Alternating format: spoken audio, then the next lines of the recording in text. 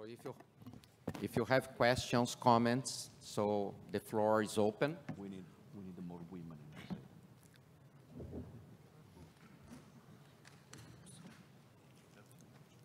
So yeah, we have Juan Enrique. Thank you. Can you hear me? No? Yes? Okay, thank you. Okay, let's plan studies. But I'm missing a very important piece of information.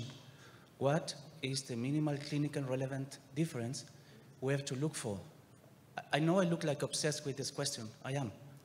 Because you see RCTs with 60 patients that found a difference of 15%, p-value above 0.05, therefore no difference. That's incorrect. You see real-world evidence results where you see a difference of 0.1% with 10,000 patients, p-value below 0.001, therefore it's clinically relevant? No, it's not. So, if we are going to plan studies, and we must plan studies, what is the minimal clinical relevant difference we have to aim for? I don't know. Please help us. Thank you. I apologize. I think we had trouble hearing the question. But I think what you said was, what is the minimal clinical relevance that we should be looking for when we're looking at studies? Is that correct? Apologies. Now, yes, I said that in RCTs with 60 patients, you have type 1 error. In real-world evidence with 10,000 patients, you have type 3 error. So we need to plan before doing. So what is, as you said, the minimal relevant clinical difference we have to aim for to calculate the sample size, to provide data to our colleagues so they can help their patients to achieve a pregnancy. Or delivery, sorry. You know, you ask an excellent question. I think that, you know, we each have our own goals, right? And it would just be expert opinion, right? We'd each probably, if you polled us in secret, we would maybe even come up with different opinions. I don't know how much consensus we would have.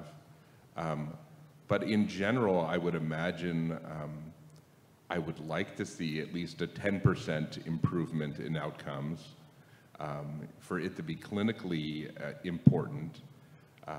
Perhaps the patient would be happy with a 5% improvement in outcomes, but 5% is fairly low, particularly when you're looking at a low prognosis patient to start with. But I would open the question to my colleagues and see what they would think. Can I go? Michael, can I go? Yeah?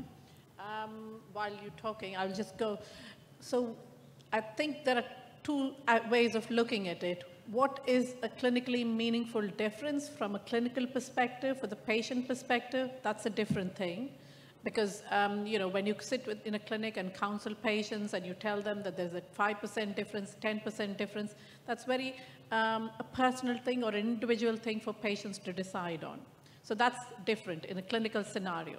When we're talking about research and what should be the MID or clinically important difference or minimal important difference for your sample size calculation, should it be 5%, should it be 10%, should it be 12%?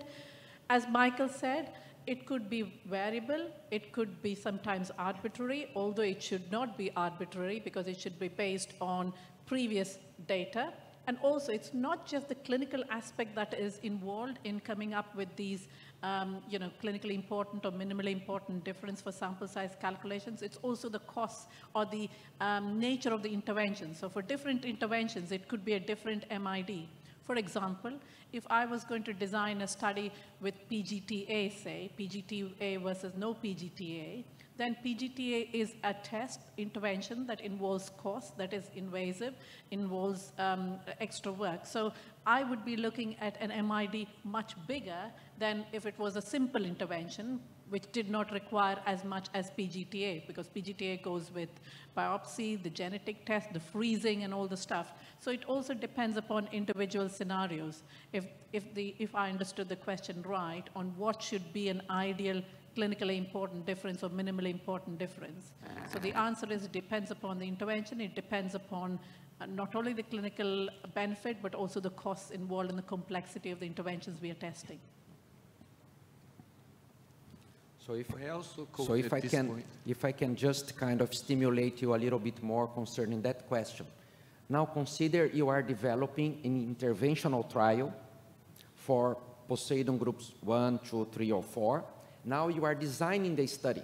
So you have the endpoint that you choose as the endpoint of that study. What is the difference in terms of the % difference in intervention 1 or 2 that you kind of want to include in that study to make the sample size calculation? I think this is following that particular comment. And I also would like to quote on from epidemiological point of view, clinically significant difference and statistically significant difference. Obviously, for, designing studies, for the sample size, we are looking for the statistically significant difference. In some scenarios, even though you end up with statistically significant difference, it may not be clinically relevant, so vice versa. In our, the low prognosis patients, even though they are all arbitrary and 10%, 5%, whatever, even a couple of percent might be relevant, especially for those very low prognosis patients. It actually depends where you are practicing and what is your success in this group of patients. That's what you have to start with. If your success rate in group 3 or 4 is 5% live birth rate per started cycle, and you are conducting or trying to conduct this RCT or any interventional study, you have to decide if you want to, if increasing the live birth rate from 5 to 10 is okay, and it will be acceptable to your patient, or even 2%. You know, in our country, even 2-3% is okay because they're not paying for the cycle. But in places where they are paying for the cycles, probably they want a higher success rate. In our country, if I will offer 2% or 3% clinical pregnancy, she said, okay, let's go, because she's not paying. But otherwise, in the States, 3%, she goes to egg donation. Yes, I agree. In response to your question, what should be for the different POSEIDON groups, then again, it would differ because, not all groups have the same prognosis. So for the poor prognosis groups, you would not, for example, POSEIDON group 4, the older women with very low ovarian reserve, you cannot have a 10% MID. Whereas for POSEIDON, the younger age group, the suboptimals, you can have a bigger MID, which can be expected. Oh, but I really thank you for this question because it is a very good opportunity for setting a topic like this all together, because I think that science is for clinician and basically more important for patient. So nobody can substitute this, meaning that what is clinical relevant is always important. We decide what is clinical important, and we decide with the patient what is clinical relevant. Even when you design, the difference is that, as Hakan stressed, one thing is clinical is a clinical difference, one thing is a statistically significant difference. Because when you talk about statistically significant difference, you are just setting the study to be sure that any result, including a difference, is not matter of chance. This is the only thing that you can say.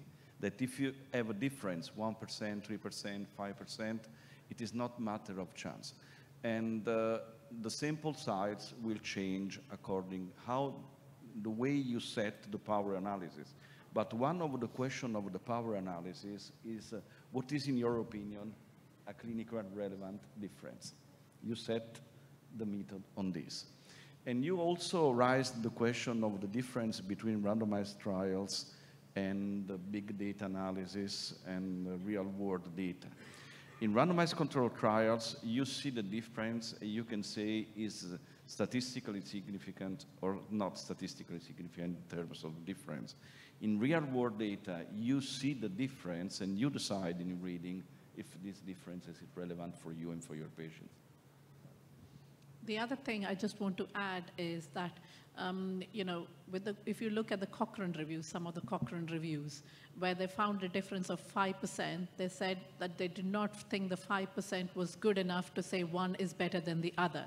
So that is from the Cochrane, one of the conclusions in one of the Cochrane reviews, or several of them.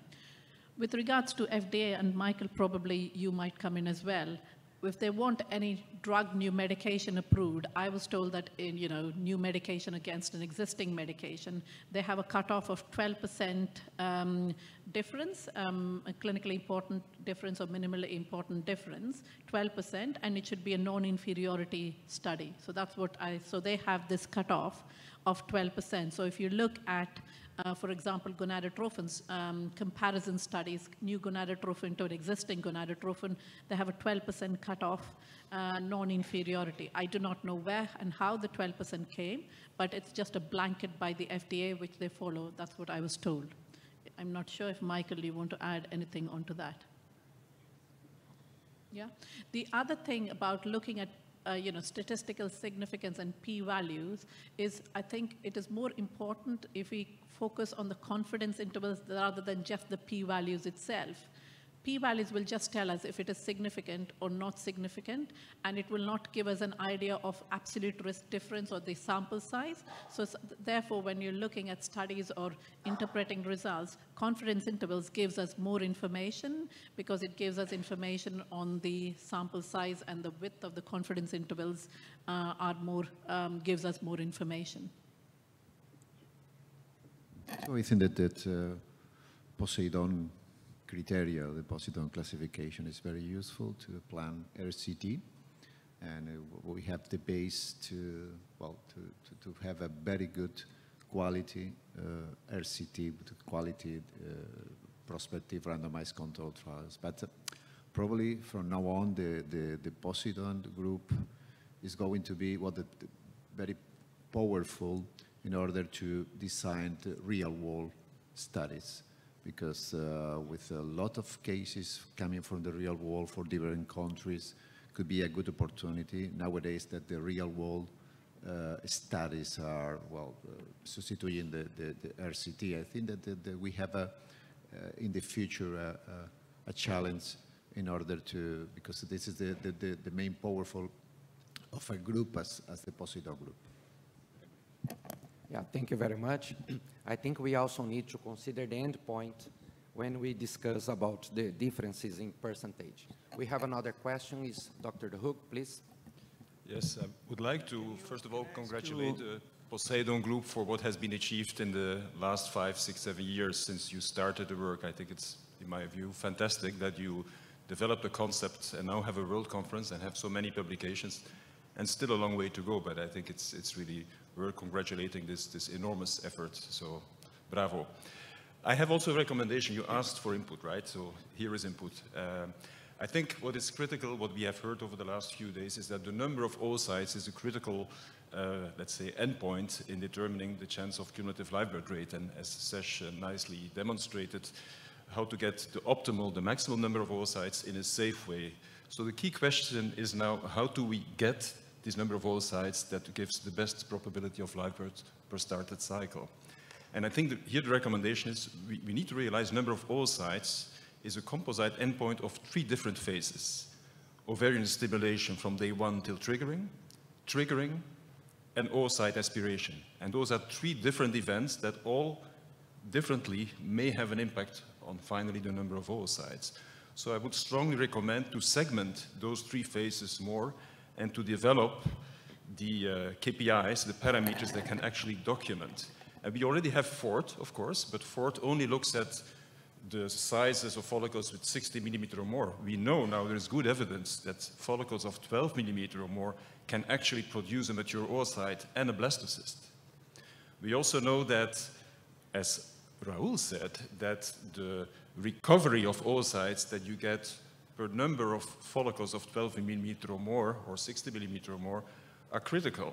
And that is something that also needs to be assessed differently, because it assesses both the effect of ovulation trigger and oocyte aspiration. So my suggestion, my recommendation is to more look in the segmentation between the start of ovarian stimulation via ovulation trigger to oocyte aspiration, because you can lose eggs at each segment of the whole journey.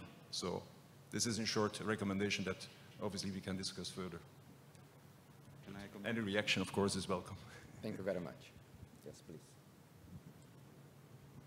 No, thank you so much for this comment, because I personally totally agree, but I think all of us are in, because we have to change mindset, because yes, life birth rate, cumulative life birth rate are perfect for designing trials, but we need to understand day by day if we did all the best for the patient. So one thing is clear, that the number of eggs is relevant. We don't need to say I have to prove this. It's like to say I need a meta-analysis for proving that crossing the road with the green light is safer. It's obvious. The number of eggs is important, is a predicting factor, probably the most important one. So the question is, did I make all the best? Did I have the maximum number of oocytes from that patient? Was my result consistent with the potential of this patient? Or I lost some oocytes of this patient? And this is the mindset we should have in the next future in KPIs, because we are full of KPIs for lab, for procedures, but no document report a clear chapter of KPIs from stimulation to egg collection. I also want to thank you for the question. I would say there's actually a fourth component which is important. You had highlighted stimulation, triggering, and collection as three different components, but I think pre-stimulation, the recruitment of follicles by the ovary is an important factor. It's one perhaps we can't necessarily modulate, maybe we can, but I think it's also an important factor, and it's really not a triad, but a quadrad. I completely agree with you, you know, the concept of segmentation, because I think that the intervention that you should offer to group 3 and 4 is different from group 1 and 2. Group 3 and 4 has low ovarian reserve. So that's what they have. So in this group, you should concentrate on the pre-stimulation treatment. All the edzone, the androgens, DHEA, estrogen. We're using now the stop antagonists with letrozole priming. It's another protocol. So the effort should be to try to increase the AFC, the antral follicle count, at the beginning of stimulation. This is for this group of patients. And then comes what is the gonadotropin component in this group. So I believe that we should add LH to these poor responders, despite the fact that it's still controversial. But I'm not aware of any study that showed that the addition of LH will reduce the chance to conceive. It's always the same or better. So, okay, it's costly, but they may benefit from adding the LH. And then there is the dose, the protocol, and at the end, the trigger. And the trigger, if we're speaking about recovery rate, oocyte recovery rate, it's a kind, actually, the fourth and the recovery rate, this is the FOI is actually the fourth and the recovery rate. This is the FOI. The FOI take everybody, but it doesn't differentiate between the fourth and the recovery rate. So you need both. So if you have a low recovery rate, so there is a problem with abnormal final follicle maturation. This is the case where we offer the double trigger, dual trigger, whatever. If there is a problem with the fourth, so this is the problem of recruitment and follicular development. And this is the case that you should increase the gonadotropin dose, add LH. In our country, there is no, again, everything is subsidized, reimbursed. So we don't have a problem with the costing of gonadotropin. So the daily dose of gonadotropin is not 300, the maximum dose. We're using even 450 and 600. Usually when we're going above 300, we split the dose to 2 doses a day, 225 twice a day, 300 twice a day. We add LH. So we're doing all these things, and we are getting 1 or more 2 oocytes. In 1 or more 2 oocytes, if oocyte numbers is matter, so that's what you need, 1 or more oocytes. So that's what you are doing. And again, the triggering. And in poor responders, dual trigger benefits. We have more, actually, implantation rate is higher and better quality oocyte, better top quality embryos by using the dual double trigger. And there is a lot of literature since we started with the dual double in 2014. 8 years. In Israel, all patients that are stimulated get the dual double trigger unless they are high responders. all the patients. So I believe that also in other places in the world, they're using the dual double trigger. So it's not I think that in terms of triggering, besides the dual trigger, timing of triggering might play a role. There's some literature looking at 36 versus 38 hours triggering pre-collection with different amounts of mature oocytes collected. And it needs more study, without a doubt. The other thing is, again, in the same way looking at dual trigger, there was a big, relatively large prospective randomized study in what were essentially POSEIDON group 1 patients recently that showed no benefit. Sorry, they were POSEIDON group 3 patients that showed no benefit to dual trigger. However, you know, also there was no disadvantage, and there are other studies that have shown benefits to the dual trigger. So I think we need more literature on it. The last study on low prognosis or poor responder patient with the dual trigger is a Chinese study showing that there is a higher top quality embryos in this patient following the dual trigger. They didn't show any difference in live birth weight, but it's actually the sample size, because if you are trying to show a difference between 10% to 12%, you need thousands of patients. So the clinical pregnancy rate was not different, but the top quality embryo was significantly higher. The prevalence was higher than and this is, again, like our study. We published an RCT, very small number of patients because it's impossible to recruit patients to an RCT, and we show a significantly higher top quality embryo. Pregnancy rate was 40% versus 8% and 4% in the other triggering mode, but it didn't reach significant because it was only 10 patients in each arm. My response is, or my comment is to having oocyte number as an outcome. I think it's a very important outcome. The reason being that, I'm just going to give you a little bit of my experience. So there has been commit outcomes that has been published for infertility. So there is another commit outcome which is coming for IVF. So core outcomes for IVF. And I happen to be a member of it, but I came in a bit later. But before I started, before I came in, their starting point was, yes, the points are live birth and cumulative live birth and all the stuff, but then were other, like a number of embryos created, embryos transferred, and all the other stuff. So I came to say, my question was, if you're talking about IVF outcomes and you're setting up core outcomes for IVF, we all agree that ovarian stimulation is a very important part of IVF. 98% of IVF cycles in the UK, US, where stats are available, involves ovarian stimulation. So if you do not have an outcome in your commit which will reflect ovarian stimulation, which is starting from number of oocytes, then it is something which is not applicable, or it doesn't make sense. It is a big battle. So I'm not, the message is going back and forth. And my other argument for adding, they said, well, we've already finalized the outcome, so it's a bit late. But I said, if it's a bit late, that's fine, but then it's not fit for purpose, because if you don't have oocyte number, which is ovarian stimulation, an important part of IVF, then how does it fit in, even if you have finalized it 2 years ago in a conference or a meeting in New Zealand? That's a different thing. The other aspect is, not all women, in this day and age, not all women who have IVF undergo, have embryo transfer. You have women who are freezing their eggs, who are freezing their embryos, or whatever. And what is the endpoint for them? You have increase in, egg freezing or oocyte cryopreservation for medical reasons or social reasons. What is their endpoint? Their endpoint is number of oocytes.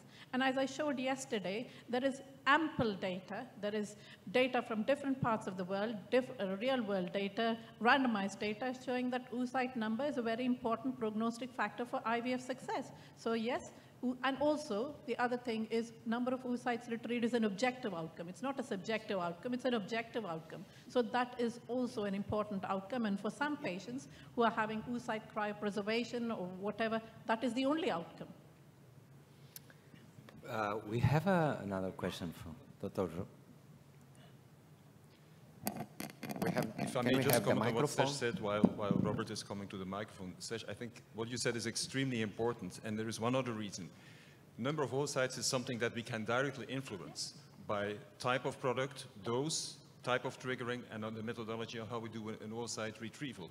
Whereas cumulative or live birth ultimately is a composite endpoint of so many other things downstream, much less under our direct therapeutic control, right? So I think that's another thing. What can you influence as a physician, and what is just like, you know, somehow not under control? And for some women, like the, you know, the egg freezing, that is the only outcome. Sure. We don't have, so that should be an outcome. And so for the many reasons we have discussed. Thank you, everyone. Please. Well, actually, this is a comment. It's not a question. Because we are talking all the time on the number of the oocytes. But I think it should be more accurate to talk about metaphase 2 oocytes and not just number of oocytes. Because we can have very different percentage of metaphase 2 oocytes among the cohort. And this is important, what we use for the stimulation, decision at what time to trigger, what we used to trigger, how the trigger worked. So it's a lot of confounders that are important, and only the metaphase 2 oocyte will help us to end up with a euploid embryo at the end. So I think this is one point that it's not really in the POSEIDON criteria very correctly defined, and we should think about it, how we can somehow include this information, because I think it can make a huge difference. 20 oocytes can be very different at the end between two different patients. I think this is a good point, because when we look into the study about the ART calculator and we included all the parameters, the metaphase 2 oocytes was a more relevant predictor than the total number of oocytes. Of course, the metaphase 2 is at the end is the useful X that you have in the ovarian stimulation. But sometimes if you are doing conventional IVF, you have no data about the metaphase 2, and it's complicated to use this KPI in centers that do 50% or more than 50% of conventional IVF could be a problem for this KPI. Sandra, I think you asked the same question yesterday, whether M2 oocytes, you know, should be better than you know, number of oocytes. And I mean, as we said, and I agree with completely in the sense that you cannot always, you know, say whether they are M2 oocytes. If you're doing IVF, you will not be able to tell.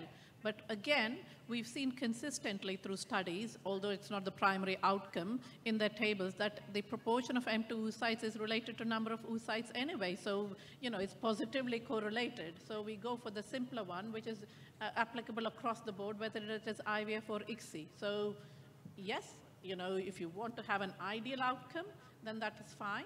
But if you want to have it applicable across the board, the number of oocytes is fine, because it correlates with the number of mature oocytes. Coming back to the controversy about Ford and Foy, well, the different indices can assess different things, okay? Because the Foy can assess the things that happens after the triggering, okay?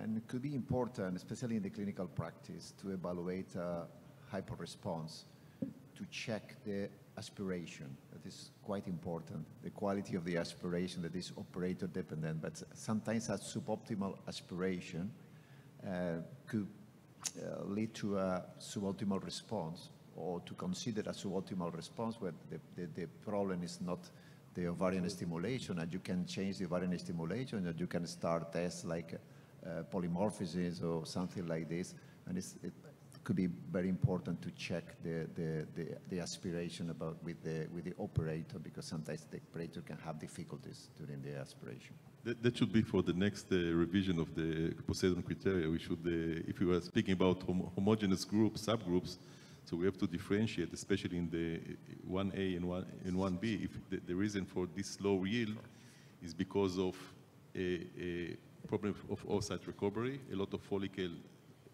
very low oocyte yield, or because of a low oocyte maturation. There are also these patients that you get 20 oocytes, but only 3 are M2.